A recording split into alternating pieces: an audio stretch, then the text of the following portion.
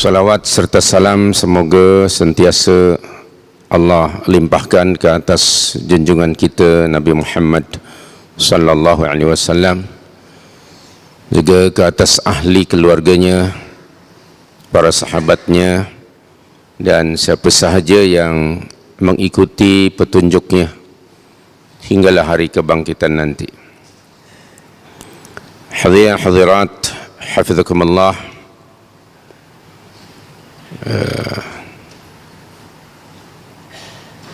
Yang berbahagia pengurusi majlis, Tuan Imam yang kita kasihi, sahib as-samahah,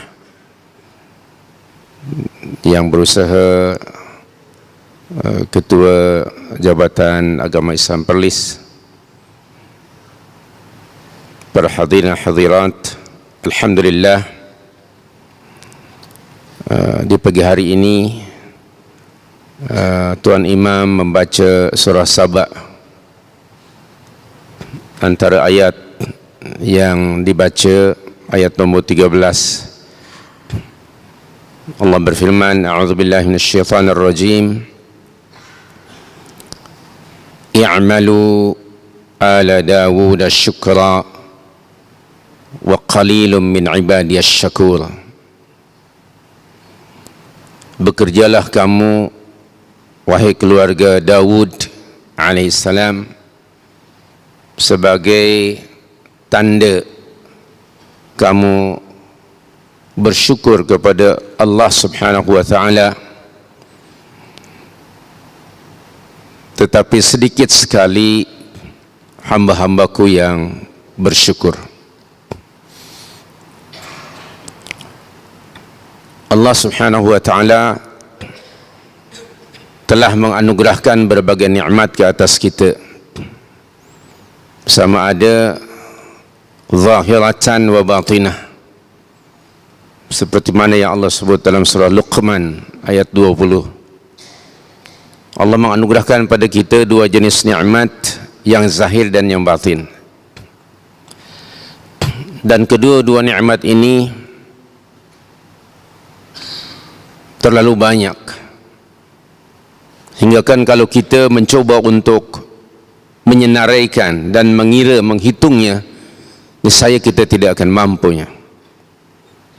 Allah ada bagi tahu pada kita dalam surah Ibrahim ayat nombor 34, wa ma ataakum min kulli ma sa'altumuh wa in ta'uddu ni'matallahi la tuhsuha.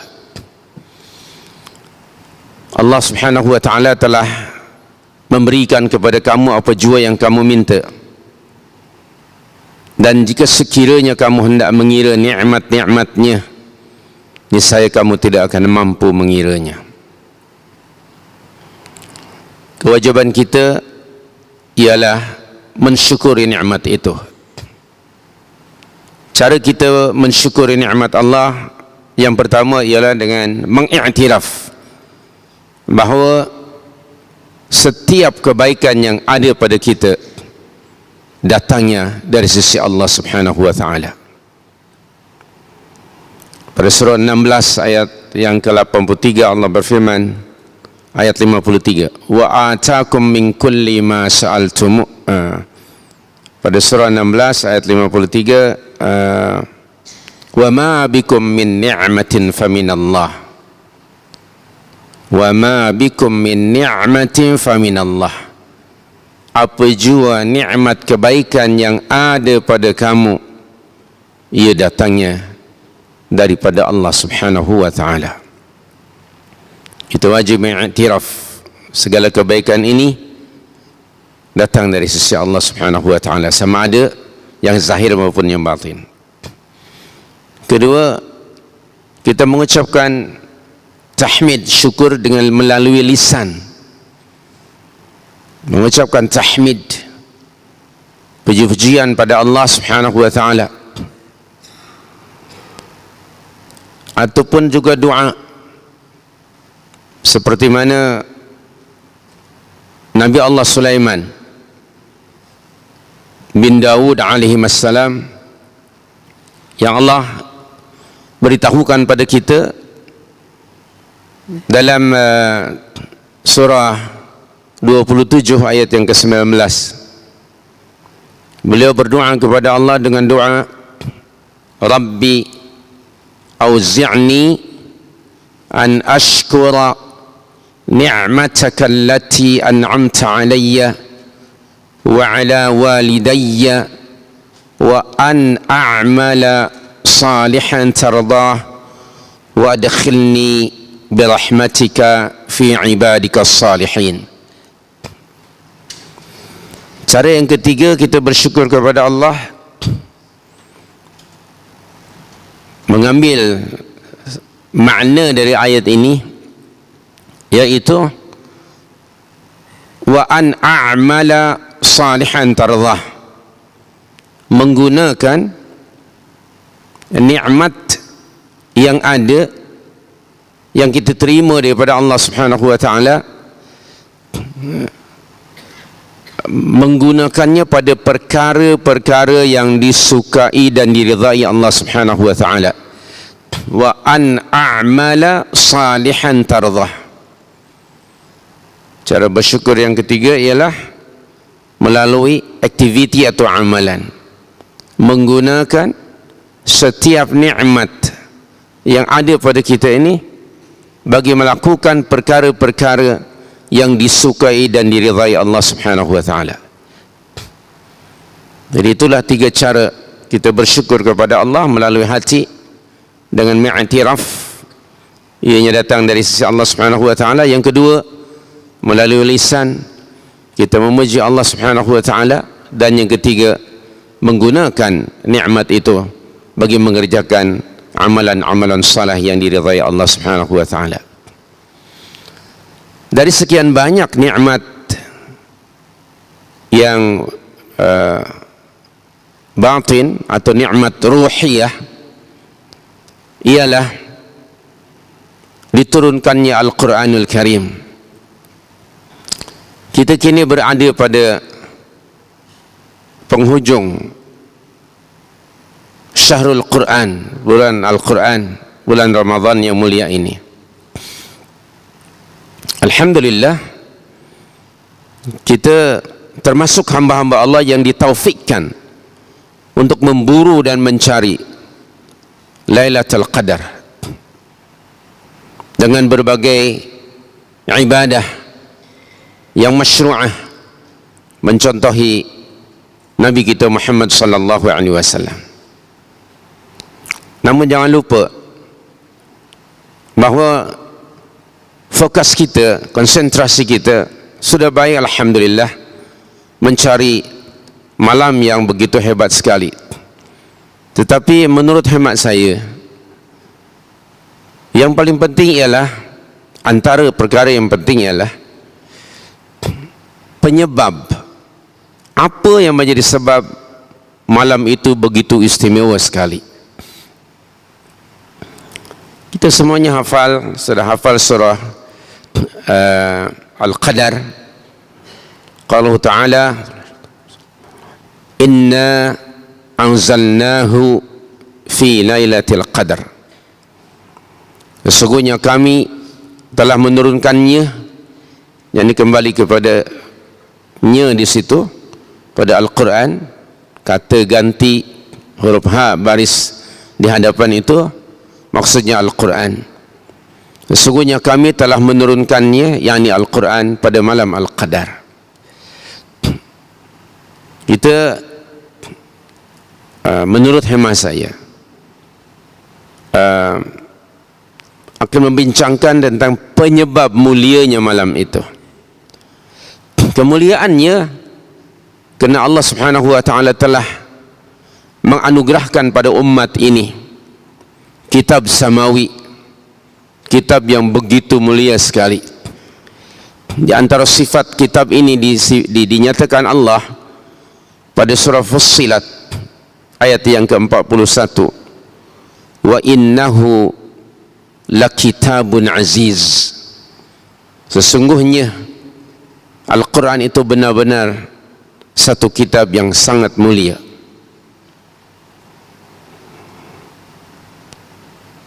nikmat yang begini mulia berupa Al-Quranul Karim, hendaknya kita syukuri. Bagaimana cara kita mensyukuri nikmat yang agung ini? Di antaranya tentu dengan membacanya. Alhamdulillah, Ramadan merupakan syahrul Quran. Umat Islam pada amnya mereka membaca Al-Quranul Karim sepanjang bulan Ramadan ini. Kita harap agar kebiasaan ini diteruskan hingga ke masa-masa yang berikutnya, tidak hanya membacanya sepanjang bulan Ramadan sahaja. Bila kita sentiasa membaca, berarti kita menunjukkan rasa syukur kepada Allah akan nikmatnya ini. Allah sangat memuji hamba-hambanya yang sentiasa membaca Al-Quranul Karim. Dalam surah Fatir ayat yang ke-29, surah 35 ayat 29, innal ladzina yatluna kitaballah wa aqamas shalah ila akhiril ayat. Sesungguhnya orang-orang yang sentiasa mentilawah Al-Quran. Pujian daripada Allah. Orang yang mentilawah Al-Quran adalah orang-orang yang mengimani Al-Quranul Karim. Kedua, cara kita bersyukur kepada Allah akan nikmat yang besar ini setelah kita membacanya, maka yang kedua ialah mentadabbur. Hendaknya kita mengkajinya, menelitinya, menghayatinya setiap arahan Allah Subhanahu wa taala, sama ada berupa perintah ataupun larangan. Kerana Allah memberitahukan di dalam Al-Quran, antara lain pada surah Sad ayat 29, bahawa Allah menurunkan Al-Quran itu untuk ditadabburi maknanya. Kitabun anzalnahu ilaika mubarakun liyadabbaru ayatihi waliyatadzakkara ulul albab. Allah menurunkan Al-Quran tujuannya agar kita mentadabbur, kita berinteraksi dengannya hingga ada perubahan diri kita menjadi lebih Quranik daripada sebelumnya. Kerana Al-Quranul Karim adalah hudan, petunjuk dan pedoman hidup yang diturunkan oleh Rabbuna, pencipta kita. Maka untuk dapat mengikuti arahan-arahan Allah, hendaknya setiap Muslim berusaha untuk memahami apa yang dibaca. Itu lebih penting daripada sekedar membacanya. Membaca tentu saja baik, dianjurkan. Rasulullah sendiri menganjurkan untuk sentiasa membaca. Tapi yang kedua ialah mentadabbur. Betapa ramai orang Muslim yang membaca Al-Quran, tetapi mungkin ramai pula yang tidak memahaminya. Mungkin termasuk dalam kategori ummi. Kalau merujuk Al-Baqarah 78, kebanyakan orang-orang Yahudi pada masa itu ummiyun. Wa minhum ummiyun la ya'lamuna al-kitaba illa amani wa inhum illa yakhrusun. Pada surah Al-Baqarah 78, kebanyakan mereka, ada di antara mereka, dan ini kebanyakan ummiyun. Pada masa itu ummi maknanya tidak tahu membaca, tidak tahu menulis. Bagi kita umat Islam, ada di antara kita termasuk juga yang ummi dalam konteks membaca Al-Quran tetapi tidak faham apa yang dibaca. Itu termasuk ummi. Sudah sekian puluh tahun kita membaca Al-Quran, sudah berapa Banyakkah ayat yang kita fahami, yang kita tadabburi selama kita membaca Al-Quranul Karim? Ini yang kedua, mentadabbur. Dan yang ketiga, cara kita bersyukur kepada Allah, mensyukuri nikmat yang agung ini, ialah setelah kita mentadabbur, mengikutinya. Dalam surah yang ke-6, Suratul An'am 155, Allah Subhanahu wa ta'ala berfirman, kitabun anzalnahu mubarakun fattabi'uhu wattaqu la'allakum turhamun. Ini adalah sebuah kitab yang kami turunkan, yang penuh berkah. Fattabi'uhu, maka ikutilah dia. Wattaqu, dan bertakwalah, la'allakum turhamun, supaya kamu mendapat rahmat, agar kamu dirahmati Allah Subhanahu wa ta'ala. Dari tadabbur, berittiba', mengikuti Al-Quranul Karim. Tanda kita mengimani Al-Quranul Karim ialah mentilawahnya, seperti mana disebut dalam surah Al-Baqarah 121. Dan berikutnya ialah berittiba', mengikutinya. Kita membaca Al-Quran, entah sudah berapa kali khatam sepanjang bulan Ramadan, maka kita dituntut untuk mengikuti arahan-arahan Allah yang terdapat di dalam Al-Quran. Al-Quran yang mulia ini disifati Allah dengan berbagai sifat yang mulia. Antaranya yang saya ingat dalam surah Yunus, surah 10 ayat nombor 57,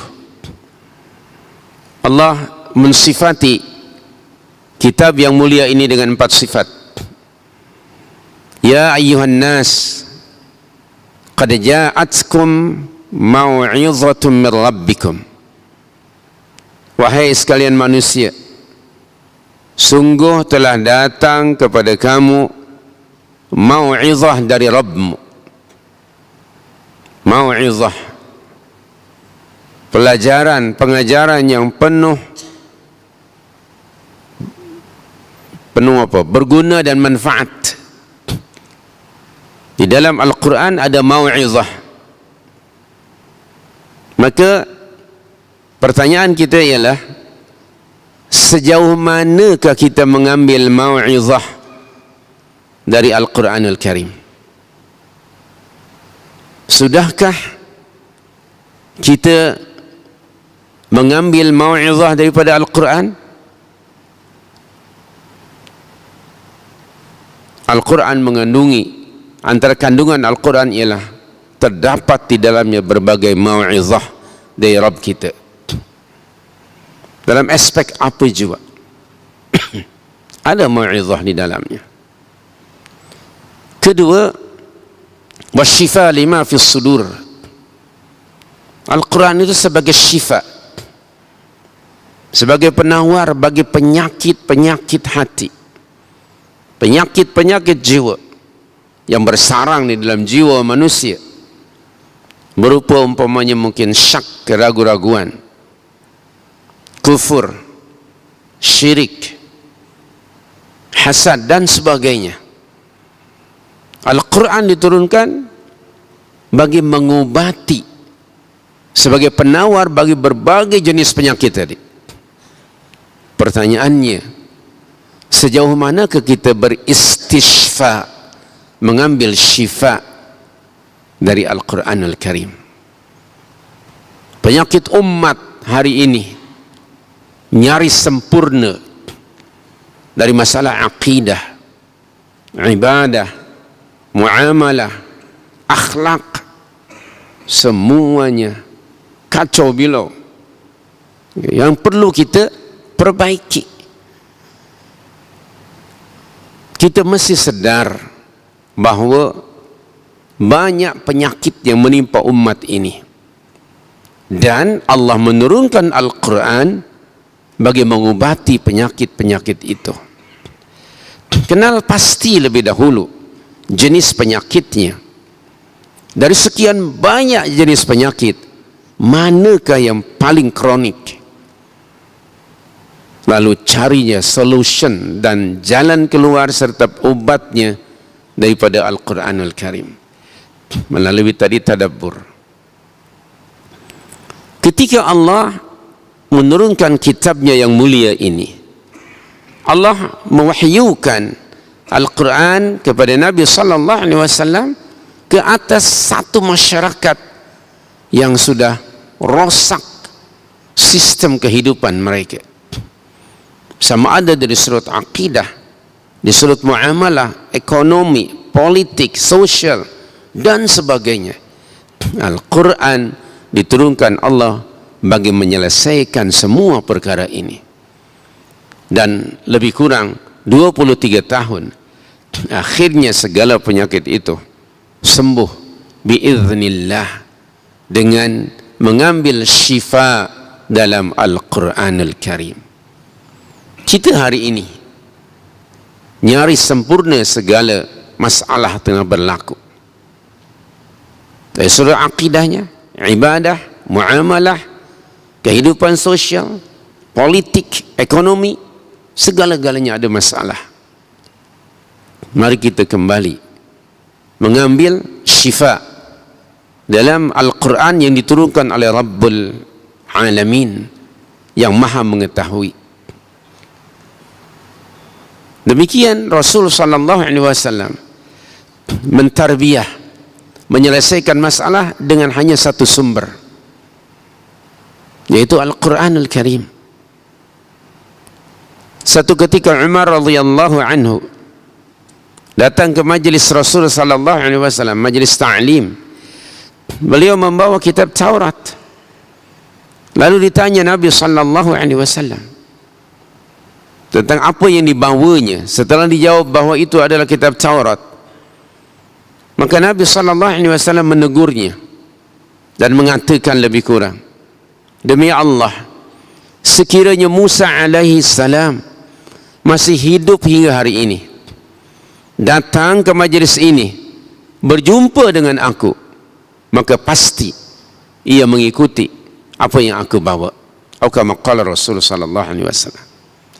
Di riwayat yang lain, sekiranya Musa alaihissalam masih hidup, datang ke majlis ini, lalu kamu mengikutinya dan meninggalkan aku di tempat ini, la dhalaltum, niscaya pasti kamu sesat.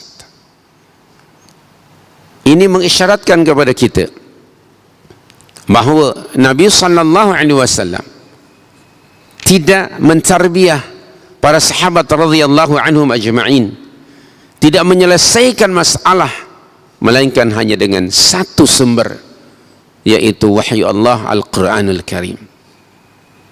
Sedangkan Musa alaihissalam yang pernah diutus Allah pada kaumnya Bani Israel, bila berjumpa dengan Muhammad sallallahu alaihi wasallam, maka kerasulannya sudah expired, tidak lagi berguna. Dan kitab samawi yang pernah dianugerahkan, diberikan Allah kepadanya sebagai hudan bagi Bani Israel, yaitu kitab Taurat, sudah invalid, tidak boleh diguna pakai sebagai panduan hidup ketika sudah turun Al-Quranul Karim. Nabi sallallahu alaihi wasallam menyelesaikan masalah umat manusia hanya dengan satu sumber, Al-Quranul Karim. Bagaimana dengan kita hari ini? Ada di kalangan umat Islam yang mereka mencari-cari syifa, obat untuk menyelesaikan masalah dengan meminjam sistem-sistem yang dibuat oleh manusia. Sungguh kita telah mengabaikan karunia yang besar ini sebagai syifa tadi. Saya jadi teringat ada satu ilustrasi lah, selalu kadang-kadang saya sebutkan, sekedar ilustrasi. Kita sekarang ni pada waktu subuh, selesai menunaikan salat subuh di satu kampung yang gelap lah, tak ada lampu. Seorang ayah balik daripada masjid, sampai ke rumahnya, dia minta istrinya untuk membuatkannya kopi. Dia nak minum kopi, buatkan secawan kopi. Apabila istri itu ke dapur, dia dapati tidak ada mancis untuk menyalakan dapurnya. Masa itu belum ada gas lah. So akhirnya dia minta ibu ini kepada anaknya. Dipanggil anaknya dan minta anaknya supaya minjam mancis daripada jirannya. Apabila anaknya itu hendak keluar dari rumahnya, dia dapati keadaannya masih gelap. Dia kata, mak, macam mana saya nak pergi ke jiran yang agak jauh sementara di luar masih gelap? Lalu kata emaknya, bukankah depan pintu di pagar kita tu, pagar rumah tu, di depan itu kan ada obor, kata emaknya. Itu ada obor yang masih menyala. Faham ya obor ya? Itu ada obor. Dia kata, pergilah ke jiran, bawa obor itu, pinjam apa? Mancis. Apa pandangan anda tentang si ibu ini? Untuk apa dia nak pinjam mancis sementara di tangan sudah ada obor untuk menyalakan? Jadi kalau para jamaah memahami analogi ini, kita umat Islam ada obor Al-Quranul Karim. Tetapi kenapa kita nak menyelesaikan masalah umat, kita meminjam sistem dari manusia yang kadang-kadang mereka itu orang-orang yang non-muslim, sama ada dari barat ataupun daripada timur? Bukankah kita sudah punya nur, cahaya ini dari sisi Allah Subhanahu wa taala? Tidak penting, tidak perlu kita meminjam sistem-sistem yang lain.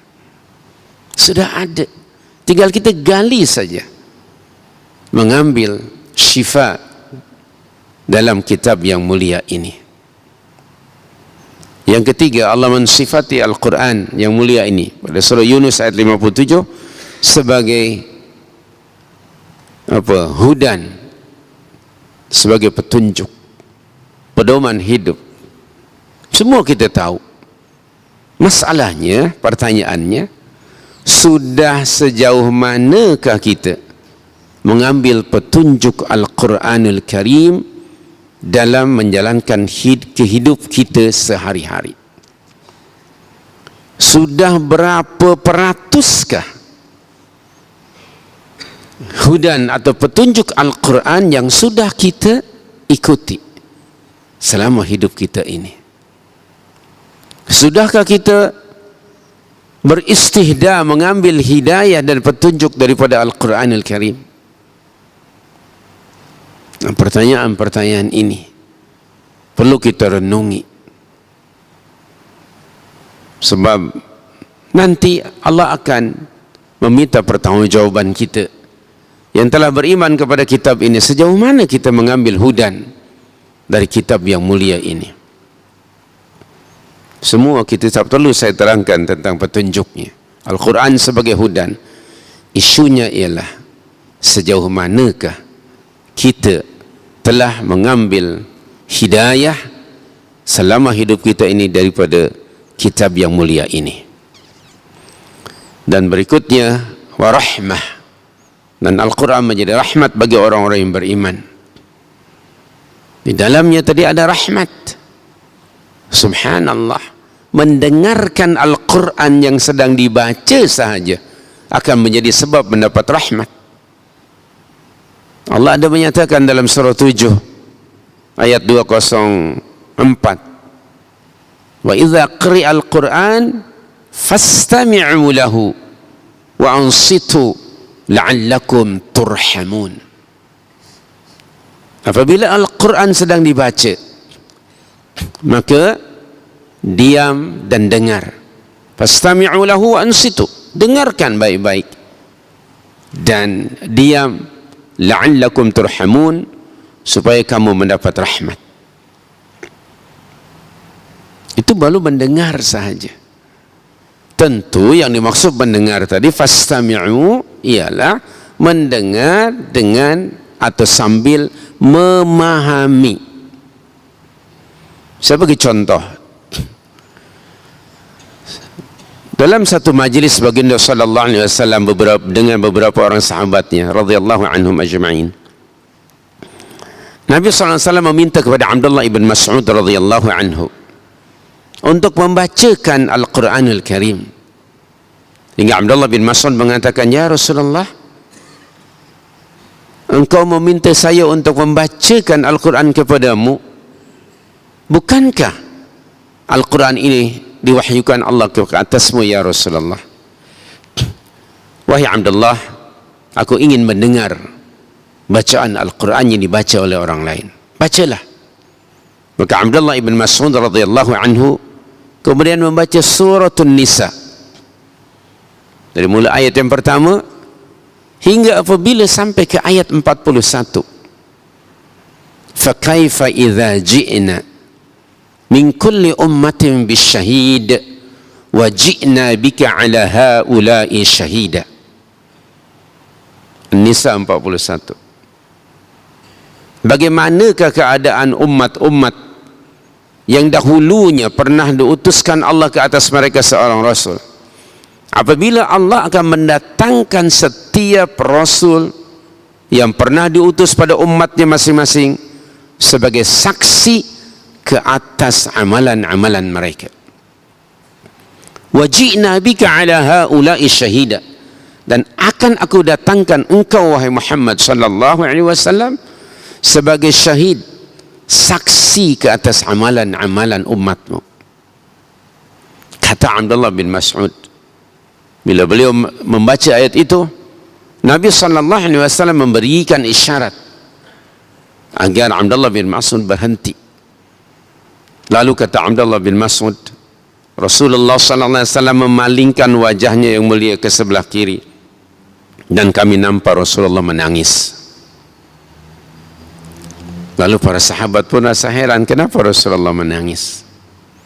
Apabila reda daripada tangisannya, mereka bertanya, "Wahai Rasulullah, apakah yang telah menyebabkan engkau menangis?" Jawaban Nabi sallallahu alaihi wasallam, "Nanti pada hari hisab, ketika Allah menayangkan amalan-amalan kamu, Allah akan memanggil aku sebagai saksi ke atas amalan-amalan kamu.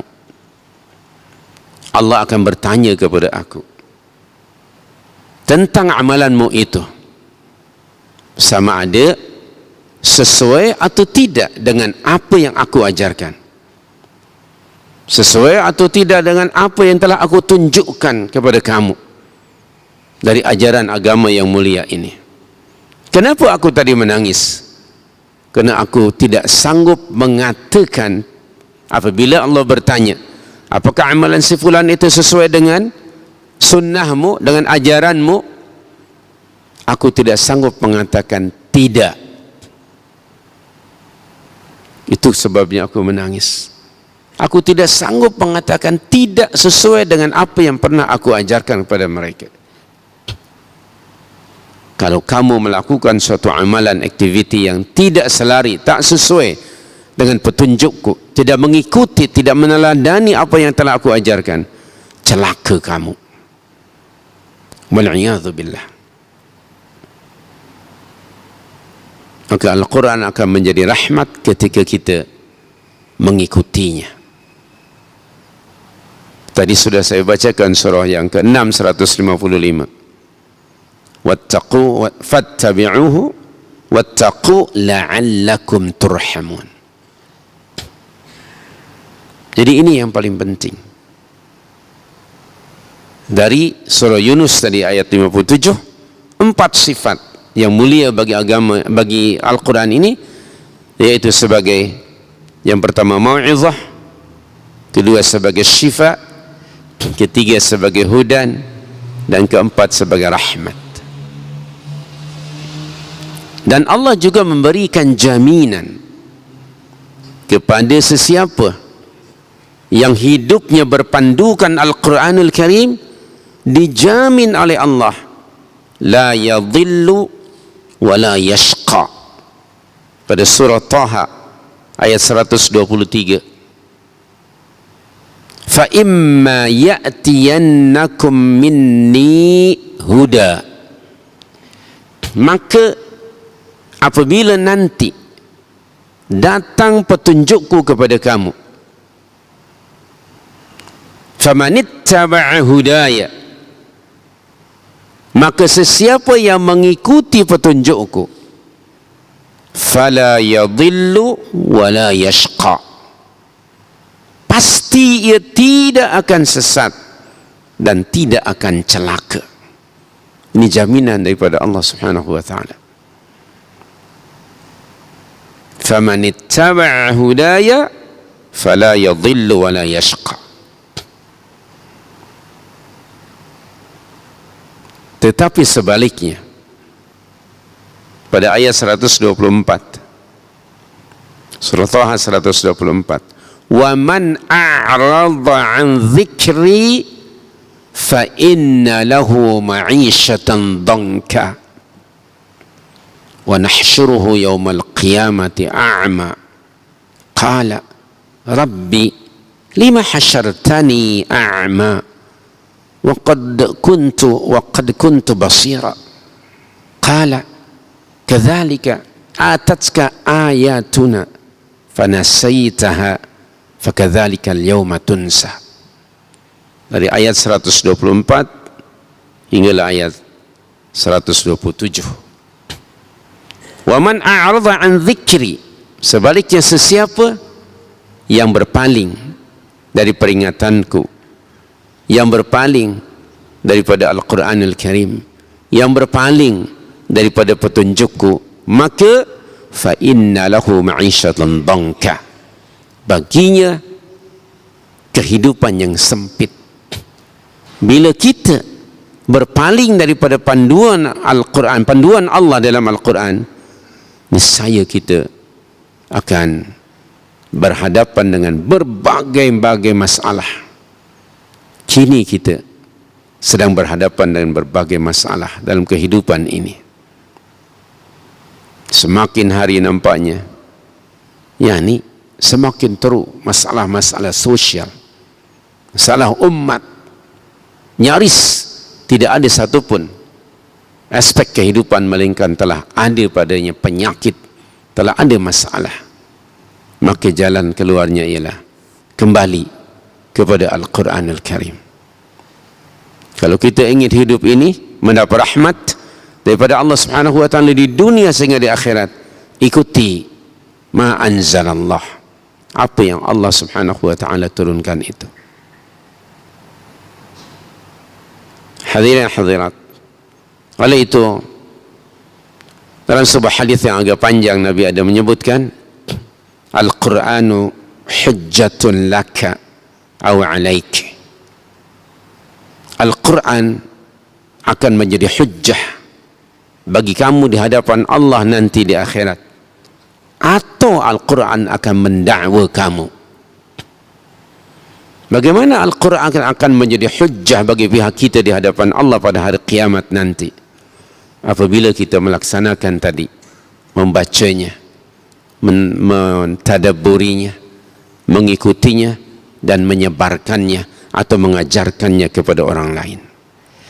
Barulah Al-Quran akan menjadi syafi'an, akan menjadi syafaat bagi mereka yang memenuhi kriteria yang disebut tadi. Tetapi sebaliknya, jika sebagaimana dinyatakan pada surah Taha 124, jika kita berpaling daripada panduan Al-Quran, kita tidak mengikuti panduannya, maka wal'iyadzubillah Al-Quran akan mendakwa kita di hadapan Rabbul Izzati wal Jalal pada hari kiamat nanti. Oleh itu, hadirin hadirat, kita berlindung kepada Allah, mohon perlindungan Allah dari termasuk golongan orang-orang yang akan dilaporkan Rasul sallallahu alaihi wasallam kepada Allah pada hari kiamat nanti kerana sikap mereka yang mengabaikan Al-Quranul Karim, kerana sikap mereka yang meninggalkan Al-Quranul Karim selama hidup mereka. Allah berfirman pada surah Al-Furqan ayat nombor 30, wa qala ar-rasulu ya rabbi inna qaumi ittakhadhu hadzal qur'ana mahjura. Wa qala ar-rasul, dan Rasulullah akan berkata, ini belum berlaku nanti pada hari kiamat, tapi Allah menggunakan kata kerja yang telah berlalu menunjukkan pasti berlaku. Rasulullah akan buat laporan kepada Allah tentang sikap umatnya terhadap Al-Quran. Ya Rabbi, wahai Tuhanku, inna qaumit takhadhu hadzal qur'ana mahjura, sesungguhnya kaumku, umatku telah meninggalkan Al-Quran ini. Salah satu di antara penyakit umat Islam di akhir zaman, menurut pandangan saya, ialah hajrul Quran, meninggalkan Al-Quran dalam kehidupan kita ini. Di kalangan ahli ilm ada yang menjelaskan maksud hajrul Quran. Ada yang mengatakan di kalangan para ulama, yang pertama ialah hajrul Quran itu orang yang memiliki senaskah Al-Quran tetapi ia tidak pernah membacanya. Siapa yang punya Al-Quran tapi tidak membacanya, faqad hajarahu, sungguh ia telah meninggalkan, mengabaikan Al-Quran.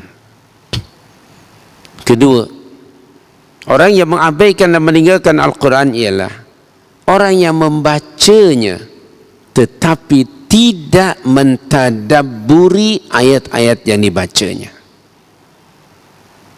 Siapa yang membaca Al-Quran tetapi tidak memahami apa yang dibaca, sungguh ia telah meninggalkan Al-Quran.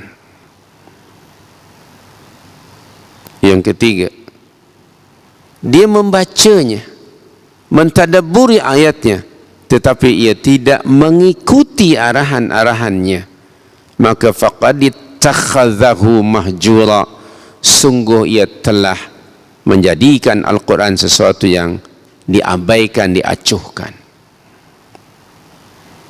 Dan yang keempat, membacanya, mentadabbur, mengikutinya, tetapi ia tidak menyebarkannya, tidak mendakwahi orang dengan Al-Quranul Karim, maka sungguh ia pun termasuk orang yang meninggalkan Al-Quran.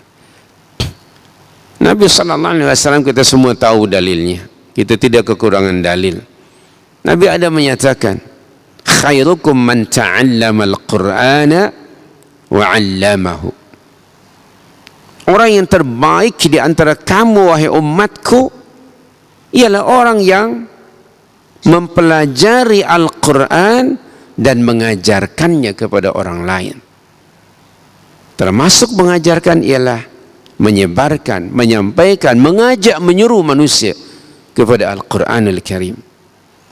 Tidakkah para jamaah mendengar, dan saya tahu kita biasa mendengar dan hafal makna hadis ini yang masyhur. Rasulullah SAW bersabda, "Ballighu anni walau ayah." Sampaikanlah oleh kamu apa yang kamu tahu daripada aku, walaupun hanya satu ayat. Itu perintah dari Nabi SAW.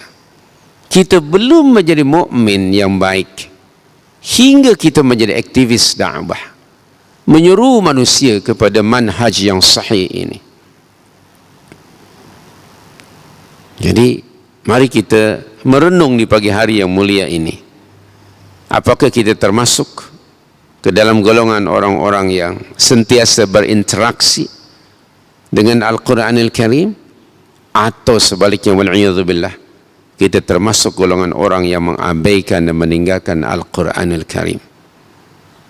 Mudah-mudahan Ramadan yang mulia yang disebut sebagai Syahrul Quran, yang kita terus membacanya, hendaknya tidak hanya sekadar membaca, teruskan ibadah yang mulia ini, tadabburi Al-Quran, lalu kita tunduk patuh taat kepada arahan-arahannya, dan setelah itu kita menjadi aktivis untuk menyebarkan Al-Quran, mengajak manusia yang belum muslim, belum mentauhidkan Allah kepada tauhidillah, dan mengajak sesama muslim kepada yang ma'ruf, mencegah mereka daripada perbuatan mungkar.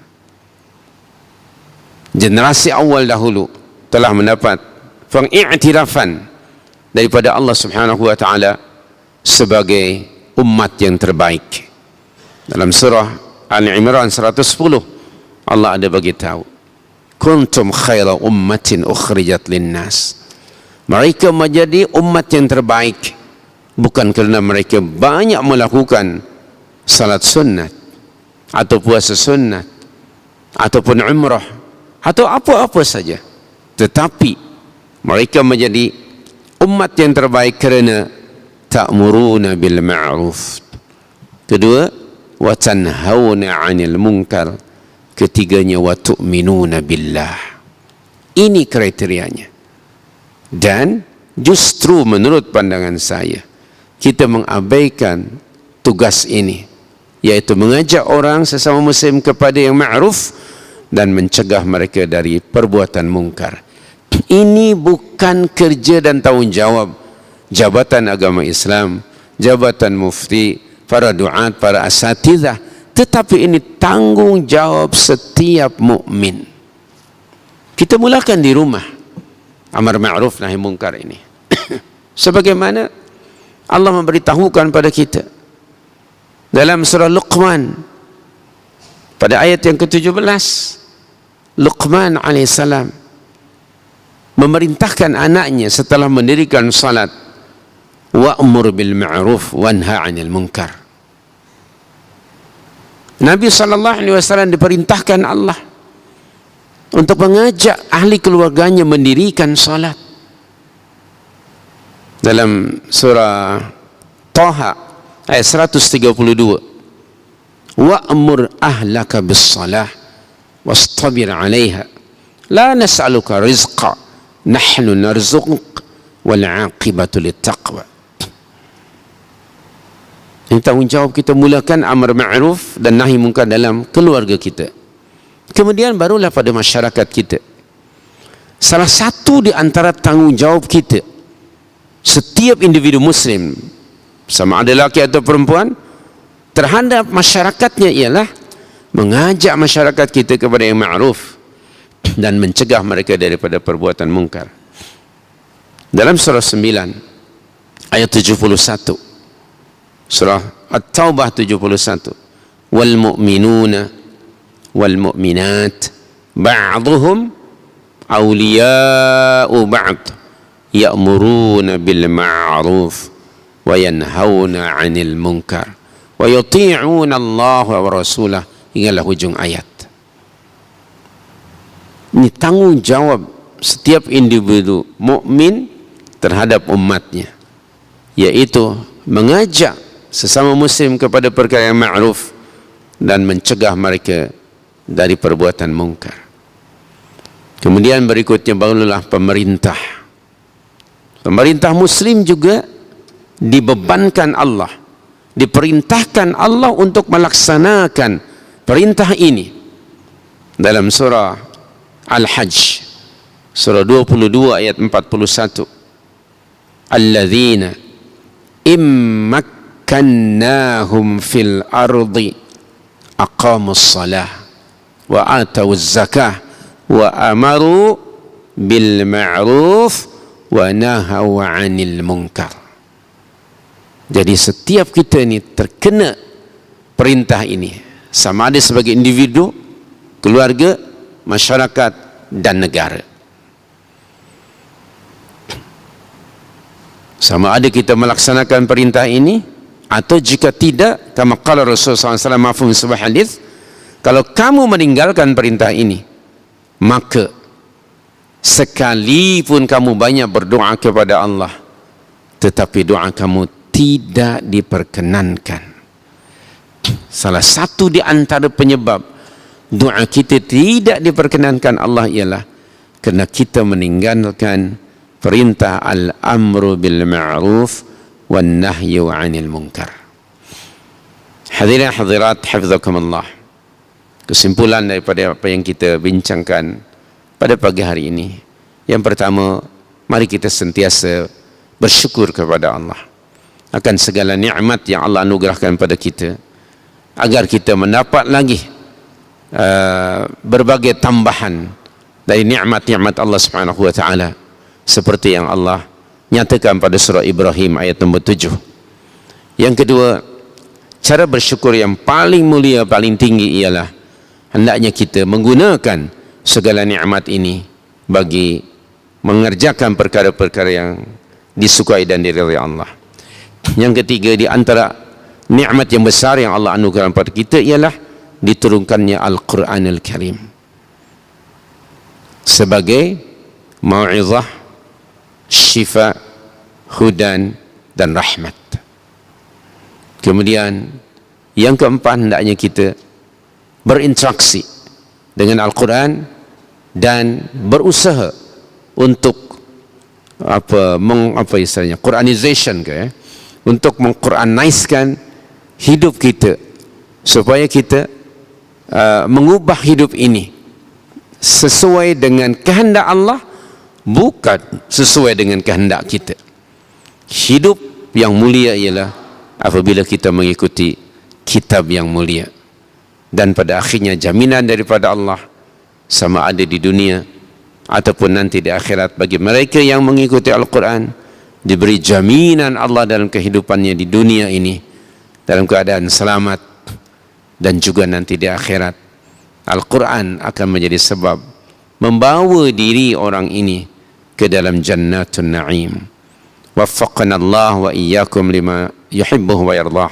Semoga Allah Subhanahu wa taala sentiasa mentaufikkan kita pada perkara-perkara yang disukai dan diridainya, dan kita dapat meneruskan ibadah-ibadah selama Ramadan, antaranya tilawah Al-Quran kita teruskan, dan mudah-mudahan ada perubahan yang sangat signifikan setelah kita keluar daripada Ramadan menjadi umat yang Quranik dan mendapat title sebagai orang-orang yang bertakwa.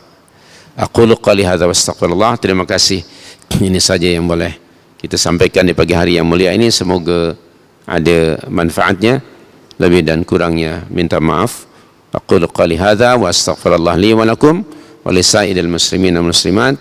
Kita memohon kepada Allah, semoga Allah sentiasa memberi keampunannya kepada kita dan juga kepada muslimin dan muslimat, sama ada mereka yang masih hidup atau yang sudah meninggal dunia. Bahkan kita selalu berdoa di 10 hari yang terakhir dengan doa yang Rasulullah ajarkan kepada Aisyah radhiyallahu anha, Allahumma innaka afuwun tuhibbul afwa fa'fu anna. Rasul tidak mengajar Allahumma innaka ghafurun, tapi Allahumma innaka afuwun. Apa beza ghafur dan afuwun? Anda tanyalah dan kepada orang-orang yang lebih faham. Terima kasih. Maka kita akhiri majlis ilmu ini dengan membaca tasbih kifarah. Subhanaka Allahumma wa bihamdika ashhadu an la ilaha illa anta astaghfiruka wa atubu ilaika wa sallallahu wa sallama ala nabiyyina Muhammad wa ala alihi wa sahbihi ajma'in walhamdulillahi rabbil alamin. Wassalamu alaikum warahmatullahi wabarakatuh.